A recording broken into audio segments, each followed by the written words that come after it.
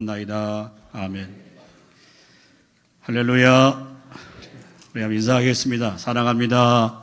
축복합니다. 은혜 많이 받읍시다. 남아프리카의 그 에티오피아라고 하는 나라가 있는데요. 그 수도가 아바바라고 하는 곳입니다. 그곳의 가장 큰 시장 가운데 하나가 마르키토라고 하는 큰 시장이 있는데요. 그래서 가장 인기 있는 품목이 뭐냐면 우리 돈으로 한 4,500원 정도 하게 되는 플라스틱 물통이 가장 인기를 갖고 있다라고 합니다. 여자들이 플라스틱 물통을 갖고 싶어하는 그 이유는 뭐냐 하면 물을 쥐고 다니고 항아리도 이고 다니고 물을 구하기 위해서 많게는 7시간 이상 가야만이 물을 구할 수 있다라고 합니다. 아마 이 대표 같은 경우에는 몇 년 동안 지금 가물어서 물이 부족 현상을 겪고 있습니다. 통계에 보니까 어린이들이 물과 관련된 질병으로 말미암아서 15초 만에 한 명씩 어린 아이들이 숨을 거두고 있다라고 합니다.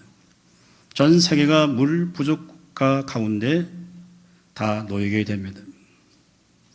이 지구상에 있는 정말 천년 자원이라고 볼 수 있는 이 물이 전 세계에 심각한 물 부족으로 여러 가지 고통과 어려움을 겪게 됩니다. 우리나라도 지금 가물어서 농사에 어려움을 짓는 그런 농민들의 한숨과 탄식이 있기도 합니다. 전 세계 10억 명 이상이 여러분 정제된 깨끗한 물을 먹을 수 없다라고 말합니다. 마치 물은 우리들의 몸의 생명과도 같습니다. 우리가 아는 것처럼 우리 신체의 80% 이상이 물로 구성되어 있습니다. 건강의학자들은 그런 말을 많이 하죠. 하루에 2리터의 물을 먹으면 건강에 좋다라는 이런 말들을 하기도 합니다. 그러므로 물은 인간에게 있어서 생명수와 같습니다. 많은 분들이 좋은 물을 먹기 위해서 다 정수기 한 대씩 집에 없는 분들 안 계실 겁니다. 이런 좋은 물을 마시기를 원합니다. 오늘 본문은 수가성 어물가의 한 여인을 소개하고 있습니다. 여러분 요한복음 3장에는 유대 사회 최고의 지성인이었던 그리고 율법학자였던 니고데모를 주님이 만나시고 영생을 얻고 구원을 얻는다라고 하는 것이 인간의 지성과 의지로 이루어지는 것이 아니라 성령의 능력에 의해서 거듭나고 구원을 얻게 된다고 하는 교훈을 주님이 해 주셨습니다. 이제 예수님께서는 유대를 떠나서 이제 갈릴리로 지나실 때 사마리아 지역으로 들어가셨다라고 말합니다. 그리고 그곳에서 이름 없는 한 무명의 여인을 만나시고 그게 영생과 그리고 참된 예배가 무엇인가를 말씀하시면서 자신이 메시아이심을 공개적으로 밝히는 사건이 본문 속에 기록되어 있습니다. 예수님은 야곱의 우물에서 깊은 물과 또 자신이 주시는 생수를 대조시키면서 우물에서 먹는 물은 반복되는 갈증을 해결할 수가 없지만 자신이 주는 생수는 영원히 목마르지 아니하는 물이 된다라고 이렇게 주님이 말씀해 주십니다. 익명의 이 사마리아 여인이 예수님을 만나서 생수의 복음을 듣고 영원히 목마르지 아니하는 삶을 살게 됩니다. 2000년 기독교 역사의 이 사마리아 여인은 우리의 기억에 떠나지 않는 참 중요한 여인으로 남게 됩니다. 사마리아 수가의 성에 살았던 여인이 부정한 여인으로 소문난 여자였습니다. 마음속 깊은 상처와 고통과 아픔을 갖고 있었습니다. 세상의 수많은 쾌락으로 채워보았지만 끊임없는 갈증과 탐욕의 목마름을 이 여인은 해결할 수가 없었습니다. 우리가 잘 알고 있지만 이 여인은 남편을 5이나 두고 있었습니다. 남편을 많이 바꿔보았지만 진정한 만족이 없었습니다. 도덕성으로 완전히 탈선한 이 여인, 당시 사회에서 배척의 대상이 되었습니다. 그 결과 다른 사람과 교제가 단절되었습니다. 여러분, 사람에게 있어서 사람과의 관계가 끊어진다라고 하는 것은 참 견디기 힘든 일입니다. 물론 하나님과의 관계도 중요하지만 여러분 사람과 더불어 관계를 맺는 것도 우리에게 중요한 일 가운데 하나입니다. 그래서 이 여인은 아침에 유대인들이 물을 길러 나오지만은 사람을 부담스러워서 태양빛이 내리치는 정오에 우물가에 물을 길러 오게 됩니다. 그리고 오늘 예수님께서 이 여인을 만나시고 그 여인의 진정한 목마름의 문제가 무엇인가를 지적하시고 영원히 목마르지 아니하는 생수가 되시는 주님 자신을 말씀해 주시고 있습니다. 우리가 잘 알고 있는 본문 가운데 하나입니다. 하나님 여러분, 우리 이 본문을 함께 대하고 읽으면서 예수를 믿는 것이 과연 무엇이고 우리가 하나님께로부터 받았던 이전 자격과 권리가 무엇이며 정말 예수는 나에게 어떤 존재인가라고 하는 것을 우리가 인식할 때 예수 그리스도가 우리의 영원한 생수가 될 수 있기를 주님의 이름으로 축원합니다. 자, 오늘 13절 본문 우리 한번 다 같이 읽겠습니다. 시작. 예수께서 대답하여 이르시되 이 물을 마시는 자마다 다시 목마르니 14절 내가 주는 물을 마시는 자는 영원히 목마르지 아니하리니 내가 주는 물은 그 속에서 영생하도록 솟아나는 샘물이 되리라. 아멘. 우리 한번 따라합니다. 영원한 생수 예수 그리스도. 오늘 예수님께서 이제 갈릴리로 가시다가 사마리아 지역으로 들어갑니다. 그리고 오늘 본문에 보면 수가성이란 동네에 이름은 동네 이름입니다. 이 수가성이란 뜻은 값을 주고 돈을 주고 샀다는 그런 의미를 갖고 있는 단어가 수가라고 하는 단어입니다. 그리고 그 우물 곁에 앉았을 때 그때가 주님이 지치신 것 같아요. 성지순례 갔다 오신 분들 아시겠지만 여러분 팔레스타인의 정오는 40도를 오르내립니다. 그래서 아예 12시부터 3시까지는 전부 잠을 자요. 일하지도 않아요. 예수님께서 아마 지쳐서 지금 우물가에 가까이 가십니다. 그게 정오였습니다. 유대 시간 6시는 지금 우리 시간은 12시죠. 그때 사마리아 여인 혼자가 이제 물을 길러 나왔습니다. 이 여인은 예수님 만나려고 나온 게 아닙니다. 이 여인은 예수님을 만날 기대나 어떤 영적 목마름에서 나오지 않았어요. 그저 예수님께서 오늘 값을 지불하고 산 곳이란 의미를 갖고 있는 이 수가 동네에 주님이 찾아오시는 거죠. 이 여인은 아침에 물을 길러 가야 되는 것이 통상적인 개념인데 다른 사람을 만나기가 두려워서 부담스러워서 아침에나 저녁에 나오지 않고 정오에 누구도 찾지 않는 그 정오의 우물가에 나옵니다. 그리고 예수님께서 이 여인에게 말을 겁니다. 물을 좀 달라라고 말하죠. 이 여인은 예수님을 보았을 때 유대인 남자가 자신에게 말을 걸어오는 거죠. 당시 유대 사회에서는요, 이 사마리아의 사람들, 이방인들을 이렇게 취급합니다. 마치 개와 짐승처럼 취급했어요. 그 이유가 뭐냐 하면 주전 720년경에 아수르에 의해서 북이스라엘이 점령을 당합니다. 그리고 그들의 식민 정책 가운데 하나가 뭐냐 하면 유대인들과 아수르 사람들과 함께 정략적 결혼을 시킵니다.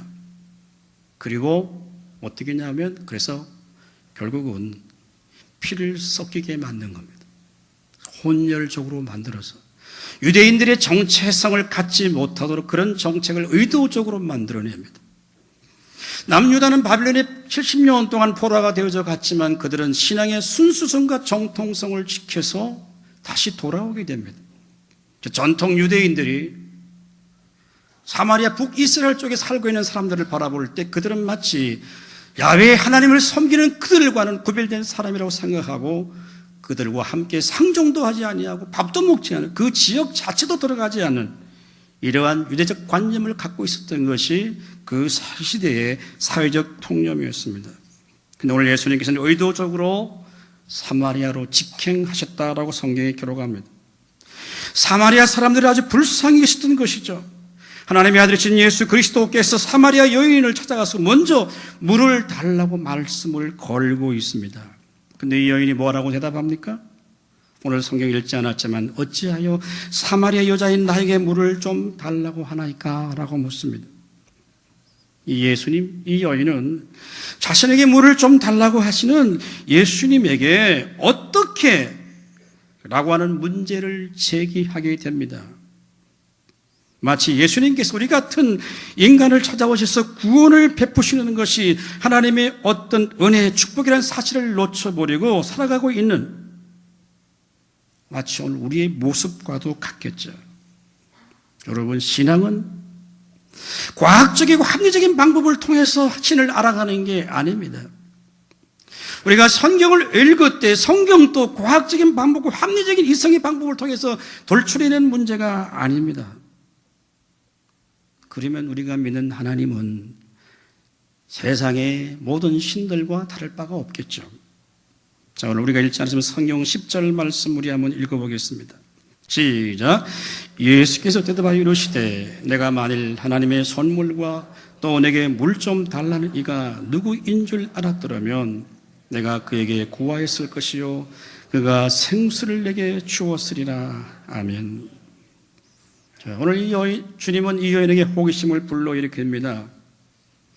물 기를 기릇도 없고 이 우물이 없는데 어디서 그 생수를 얻어야 되겠습니까? 우리 조상 야곱이 이 물을 우리에게 줬고 여기서 자기와 자기 아들과 모든 짐승이 다 이 야곱의 우물에서 우리가 물을 먹었는데 당신이 야곱보다 더 큽니까? 라고 이렇게 대답을 하죠. 오늘 예수님께서는 이 여인을 찾아보셔서 끊임없이 그의 하나님 되심과 인간의 근본적인 문제를 끄집어내고 있는데 이 여인은 인간적인 답변을 하고 있습니다. 당신이 야곱보다 더 큽니까? 그때 주님이 우리가 읽었던 본문 13절입니다. 이 물을 마시는 자만 다시 목마르지만 내가 주는 물을 먹는 자는 영원히 목마르지 아니하니니 내가 주는 그 물 그 속에 영생하도록 솟아나는 샘물이 되리라. 할렐루야. 할렐루야. 자, 오늘 이 여인은 그런 물을 내게 주어서 내가 다시는 목마르지 않게 해달라고 합니다. 이 여인은 말이죠, 생수의 근원이 예수 그리스도라는 사실을 아직 잘 모르고 있습니다. 즉 영적인 진리에 대해서 눈을 뜨지 못하고 있는 것입니다. 물을 주시는 그분이 누군가를 아직까지 모르고 있는 것이죠. 성도 여러분, 오늘 우리들의 신앙의 가장 심각한 문제가 뭘까요? 예수를 믿습니다. 신앙 고백도 합니다. 예배당에 와서 예배를 드립니다. 그런데 우리가 어디에 목말라 하고 있습니까? 하나님 예수 그리스도에 대한 영적 갈망이 아니라 영원히 채울 수 없는 이 세상에 대한 욕망을 아직도 떨쳐버리지 못한다라고 하는 것이 우리의 신앙과 믿음의 가장 심각한 위기입니다. 오늘 이 여인에게 있어서의 문제는 무엇입니까? 예수님을 앞에 놓고도 예수가 누구인가를 모르는 겁니다. 그분이 영원한 생수이심을 알지 못하는 것입니다. 사랑하는 여러분, 이 땅에 어떤 것들도 우리를 영원하게 목마르지 않게 할 수 있는 것이 아무것도 없어요. 오직 예수 그리스도만이 우리의 생수가 되신 줄로 믿을 수 있기를 주님의 이름으로 축원합니다. 이 땅의 모든 것들은 여러분 우리를 목마르게 합니다. 이 세상의 목마름 속에 자신의 요구를 충족시키지 못해서 탄식하고 고통하고 절망하는 사람들이 얼마나 많습니까? 이 여인은 남편을 5이나 바꿔보았어요. 그래도 만족이 없습니다. 그러므로 생수의 근원 되시는 예수 그리스도를 만나야만이 그가 진정한 자유를 누릴 수가 있는데 그를 만나지 못한 거예요. 앞에 와 계시는데도 지금 보지 못하고 있는 것이죠. 예수님보다 1000년 먼저 이 땅에 왔던 다윗은 이 목마름의 본질이 무엇인가를 이미 알고 있었습니다. 여러분 시편 42편 1절 말씀 우리 다 같이 읽겠습니다. 시작. 하나님이여 사슴이 시냇물을 찾기에 갈급함같이 내 영혼이 주를 찾기에 갈급하나이다. 아멘. 여러분, 우리의 인생의 목마름을 해결할 수 있는 것은 돈도 권력도 섹스가 아닙니다. 생수의 근원 되시는 예수 그리스도로 말미암지 않고는 우리의 목마름을 해결할 수 있는 방법과 길이 없어요. 예수님이 주시는 영생의 생수로만 우리의 타는 목마름을 해결할 수가 있습니다. 그 생수가 우리의 내면 속에 솟아날 때 우리 영혼의 만족을 누리게 되는 것입니다. 더 구체적으로 적용을 해보면 여러분, 무엇보다 하나님의 말씀이 우리 심령 속에 들어오고 그 진리의 복음이 깨달아지기 시작할 때 지금까지 나를 사로잡고 있던 것에서부터 풀어질 수 있는 것이 바로 뭐냐?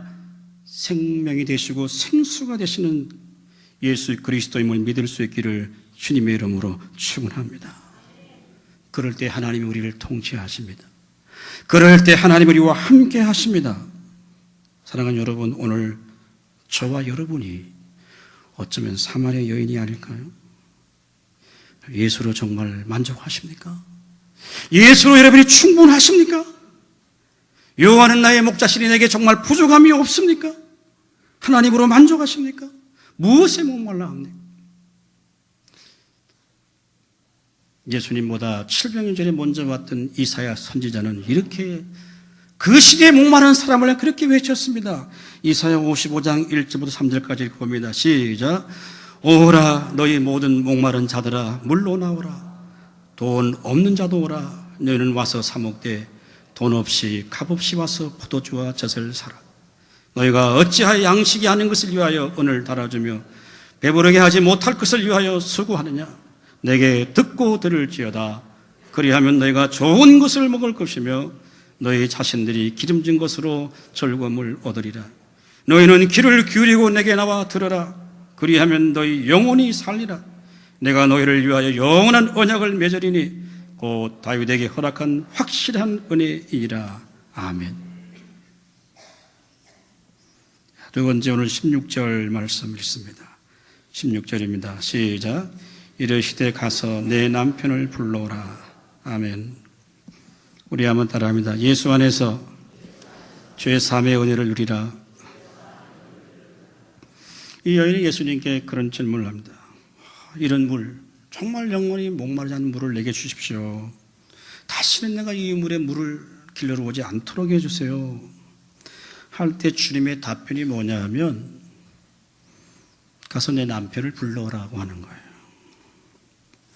이 여인의 영적인 갈증은 남자를 향한 애정으로 항상 표출되어 있었습니다.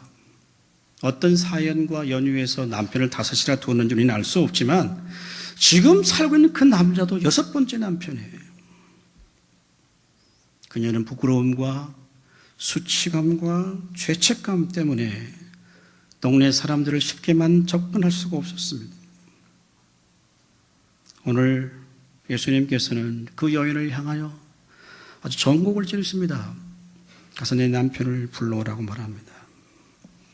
오늘 이 예수님의 권위 있는 말씀 앞에 오늘 이 여인은 말하면 나는 남편이 없나이다 하고 말합니다. 이 여인은 이렇게 말할 수밖에 없어요. 오늘 이 여인의 대답은 한편으로는 사실이지만 다른 한편으로는 진실이 아닙니다. 이 문제는 자신의 아픔이고 고통이고 죄책감이었습니다. 그러나 우물가에 나타난 낯선 유대인 남자는 자신의 고통과 아픔의 문제를 쪽집게처럼 찝어내고 있습니다. 그럴 때 예수님께서 말합니다. 18절인데 자, 우리 성경을 한번 다 같이 읽어봅니다. 18절, 4장 18절 시작. 너에게 남편 5이 있었고 지금 있는 자도 내 남편이 아니 내 말이 참되도다. 아멘.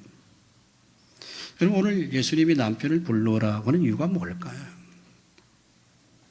그 남편을 만나서 뭐 설득하려고 할 겁니까? 그 남편을 보고 싶었을까요? 오늘 자기 남편을 불러오라고 하는 주제의 말씀은 이 여인의 죄를 지적하고 있습니다. 그 죄가 뭡니까? 탈선한 여인으로서 정당한 삶을 살지 않았다라고 하는 것이 아닙니다. 영원한 생수의 복음을 얻기 위해서는 자신의 죄를 하나님 앞에 고백하고 죄 사함의 기쁨과 감격을 누리지 못하면 예수 그리스도는 그에게 영원한 생수가 될 수 없다라고 하는 것이죠. 사랑하는 여러분, 예수 그리스도의 십자가의 복음은 우리가 하나님 앞에 죄인됨을 마음 깊숙한 곳에서 날마다 확인하는 것입니다. 믿음이라 하는 것이 내가 얼마나 열심으로 하나님을 섬겼느냐 하는 이 문제를 이해하기 전에 내가 얼마나 교회를 봉사했느냐 그 이야기를 하기 전에 내가 얼마나 열심히 기도의 응답을 많이 받았느냐 하기 그 이전에 하나님이 왜 자기의 아들을 이 세상에 보내주시고 우리가 하나님 앞에 죄인이라는 사실을 깊이 인식하고 예수만을 하나님만을 붙들 수밖에 없다고 하는 진정성 있는 고백이 우리 가운데 있을 때에 우리는 죄 사함의 기쁨과 감격을 누리게 되는 줄로 믿을 수 있기를 주님의 이름으로 축원합니다. 우리는 무엇이 죄입니까? 성경이 말하는 죄는 다른 게 아닙니다. 윤리적인 도덕적인 차원의 죄를 이야기하지 않습니다. 먼저 하나님을 모르는 게 죄입니다. 하나님을 알지 않으려고 하는 그게 죄입니다. 하나님을 떠나는 그것이 여러분 죄라고 성경은 말합니다. 이 여인의 죄는 무엇입니까?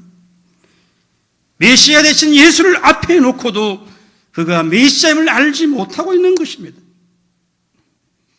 그는 자신의 내면을 꿰뚫어 보시는 예수의 영적인 통찰력 앞에 완전히 무너지기 시작합니다. 그리고 주의 말씀의 권위 앞에 지배를 당하기 시작합니다. 그리고 19절 우리 한번 다 같이 읽어볼까요? 본문 19절 시작. 여자가 이르되 주여 내가 보니 선지자소로이다. 이제 서서히 인식하기 시작합니다. 낯선 유대인 남자가 이 비범한 사람이 아니구나. 그의 말하는 권위와 자기와 짧은 대화 속에서 그는 바로 신적 권위를 갖고 있는 메시아라는 사실을 인정하고 주여 내가 보니 당신이 하나님이 보내신 선지자입니다. 그녀 앞에 서 있는 사람이 말과 영적 권위를 느끼기 시작합니다. 예수님을 하나님이 보내신 선지자로 알고 고백합니다. 예수 앞에 선 이 여인의 죄는 무엇입니까? 하나님께서 우리에게 허락하신 자유에서 도피하고 싶다는 거예요. 여러분, 하나님의 형상으로 지음받은 우리 인간에게 하나님이 허락해 준 것이 무엇입니까? 하나님과 진정한 만남이 있을 때 진정한 자유를 허락해 주셨어요. 그러나 그 관계가 깨어지면 끊임없이 우리는 하나님으로부터 도망가려고 합니다. 진정한 자유에서 벗어나려고 합니다. 그녀는 사랑이라고 하는 이름으로 포장된 정욕을 붙들고 있었습니다. 여러분, 정욕이란 이 죄의 가장 밑바닥에는 뭐가 있습니까? 현실을 도피하고 싶은 마음입니다. 오늘 우리 현대사회 속에서 많은 긴장과 스트레스가 막 쌓일 때 뭔가 다 활활 털어버려 도망가고 싶잖아요. 새로운 삶의 활력소를 찾기 위해서 정욕이라는 죄 속으로 발을 들여놓기 시작합니다. 이 여인은 새로운 삶을 살기 위해서 남편을 5번이나 바꿔보았어요. 그러나 깊은 상처만 남게 됩니다. 사회심리학자였고 정신분석학자였던 에리 프롬이라고 하는 사람이 있습니다. 그가 많은 책을 썼는데요. 소유냐 삶이냐, 사랑의 기술, 특별히 자유애로부터 도피라고 하는 책이 있습니다. 그 에리 프롬이 그 책을 쓰게 된 이유가 뭐냐 하면 왜 독일 사람들이 말이죠. 지성을 가졌던 그 사람들이 왜 그렇게 히틀러 나치즘에 그렇게 열광한 이유가 무엇인가 질문해서 자유애로부터의 도피라고 하는 책을 쓰기 시작합니다. 그가 내린 결론은 이렇습니다. 당연히 추구해야 될 자유가 오히려 달아나고 싶은 저주로 전락하고 말았다라고 말합니다. 어려운 말이에요. 쉽게 제가 해석을 하겠습니다. 자유를 누릴 만큼 성숙되지 않은 사람은 결국 그 자유를 어디로 끌고 가느냐? 방종으로 끌고 간다라고 하는 얘기예요. 여러분, 무엇인가 자기 마음대로 하고 싶은 것, 그걸 우리는 자유라고 말합니다. 내 욕망과 내 삶을 따라 내 마음대로 하고 싶은 게 자유라고 말합니다. 그러나 그 자유를 누릴 만큼 성숙되지 못한 사람은 그 자유를 어디로 사용하느냐? 결국 자기 욕망을 쫓아 달아갑니다. 그게 방종입니다. 그게 더 확대되면 중독의 자리로 나갑니다. 요즘 우리 젊은 세대들 초등학생부터도요, 얼마나 이 스마트폰 많이 하는지 몰라요. 제가 최근 통계를 보니까 우리 청소년들이 스마트폰에 중독되어 있는 사람이 20만 4천 명이더라고요. 19.1%가 스마트폰에 중독되어 있습니다. 눈을 떼지 못합니다. 과도하게 스마트폰에 집착하고 있는 우리 젊은이들, 인터넷 30%가 넘습니다. 예배 시간 1시간에도 이걸 참지 못해서 스마트폰에 손이 가고 있다고 한다면 이미 나는 중독됐다라고 이렇게 판단하시면 아주 합리적인 방법일 겁니다. 보는 대로, 마음에 끌리는 대로. 쇼핑 중독에 빠진 여인들을 가끔 보면 자기는 보는 대로 사고 싶어요. 가지고 싶어요. 그 물건을 사놓고도 자기가 사용하지 않습니다. 다 집에 쌓아둬요.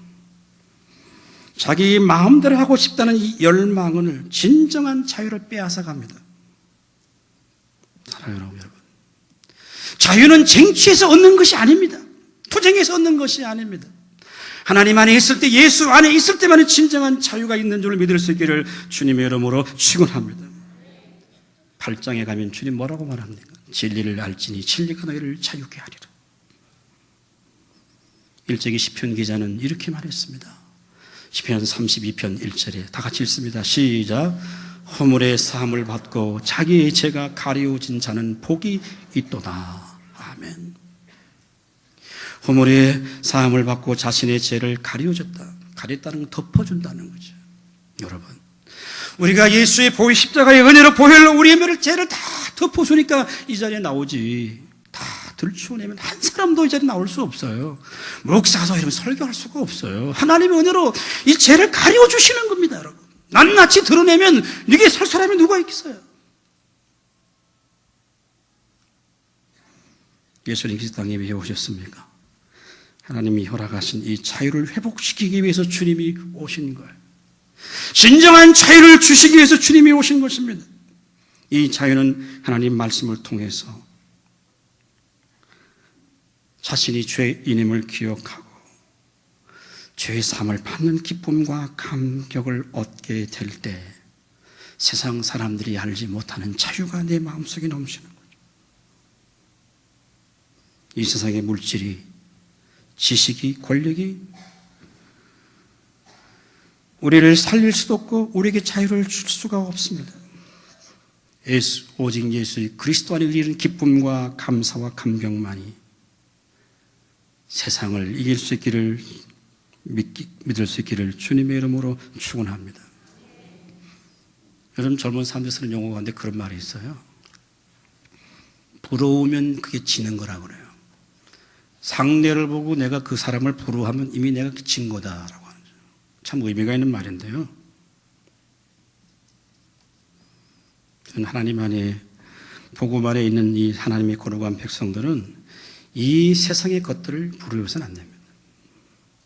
눈에 보이는 것에 만족해서는 안 됩니다. 눈에 보이지 않는 영생의 세계가 있는 줄 아는 하나님의 거룩한 백성들은 우리는 이 세상의 것으로 만족할 수가 없습니다. 비록 나의 삶이 부족해도, 비록 내게 육체의 질병과 고난과 어려움이 있다고 하더라도, 남북이 떳떳하지 않는 직장이라고 하더라도 예수 그리스도 안에서 누리는 영적인 기쁨이 넘칠 때 우리는 이 세상으로부터 도피가 아니라 그리스도 안에서 진정한 자유를 누리게 되는 줄로 믿을 수 있기를 주님의 이름으로 축원합니다. 여러분, 자유는 빼앗는 게 아닙니다. 위로부터 우리에게 주어지는 겁니다. 그래서 죄의 사함의 기쁨과 감격이 우리의 심령 속에 넘칠 때 생수의 강이 우리 가운데 넘치게 되는 것이죠. 이제 요한복음 7장에 가면 주님은 이 사건을 이렇게 재해석을 합니다. 자, 요한복음 7장 37절부터 읽어봅니다. 시작. 명절 끝날 곧 큰 날에 예수께서 서서 외쳐 이르시되 누구든지 목마르거든 내게로 와서 마시라. 나를 믿는 자는 성경의 이름과 같이 그 배에서 생수의 강이 흘러나오리라 하시니 이는 그를 믿는 자들이 받을 성령을 가르쳐 말씀하신 것이라. 예수께서 아직 영광을 받지 아니하셨으므로 성령이 아직 그들에게 계시지 아니하시더라. 아멘. 자, 주님은 생수를 무엇으로 해석합니까? 성령으로. 성령은 주님이 부활하시고 난 다음에 약속하신 성령을 제자들에게 보내주시고 내리십니다. 그래서 우리의 진정한 영적 해갈은 뭐냐? 이 땅에 많은 것을 소유하느냐? 소유의 문제가 아닙니다. 내 신분이 상승되는 것도 아닙니다. 내가 다른 사람보다 더 나은 삶을 사는 것도 아닙니다. 무엇입니까? 인격을 갖고 계신 성령 하나님과 여러분이 진정한 만남이 있다고 한다면 그 사람은 진정한 자유를 누리는 사람입니다. 이 땅에 살아간 우리 시대에 많은 하나님의 거룩한 백성들에게 끊임없이 예수를 믿고 구원받도록 하고 하나님을 내 삶의 주인으로 섬기고 있다고 하면서도 끊임없이 세상 것에 목말라 하고 있다고 한다면 오늘 저와 여러분이 수가성의 사마리아 여인과 별 다를 바가 없습니다. 오늘도 예배를 통해서 말씀을 통해서 찬양을 통해 주시는 하나님의 은혜가 우리를 지배하고 우리의 내면 깊숙한 곳에 십자가의 사랑과 그 은혜가 아니었다고 한다면 우리가 도저히 이 자리에 나올 수 없는 처절한 죄인임을 고백하고 주여 오늘도 우리에게 은혜를 더해달라고 기도하는 복된 시간 될 수 있기를 주님의 이름으로 축원합니다. 우리 함께 찬양 드리고 우리 함께 기도하기를 원합니다.